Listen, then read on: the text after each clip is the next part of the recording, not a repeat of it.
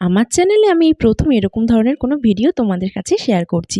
চলে গেছিলাম মাসির বাড়ি ঘুরতে। সেখানে এই মাসি নিয়ে গেল ৩-৩টে ফ্যাক্টরিতে। হ্যাঁ বন্ধুরা, তাই আজকে তোমাদের কাছে দেখাচ্ছি। দেখো, প্রথমটায় গেছিলাম শাড়ির ফ্যাক্টরি।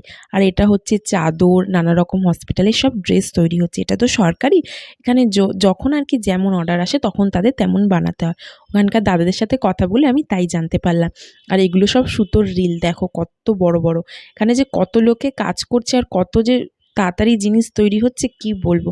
আর এখানকার এত সাউন্ড, মানে বলার বাইরে।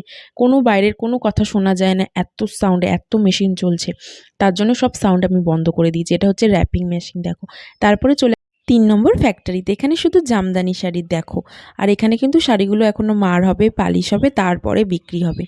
সব শাড়ি দেখছি আর আমরা অবাক হয়ে যাচ্ছি, এত শাড়ি চারিদিকে। মানে কি বলবো। ভিডিওটা ভালো লাগলে একটা লাইক করে যেও। তোমরা তো অনেক কিছু দেখলে, কেমন লাগলো জানিও।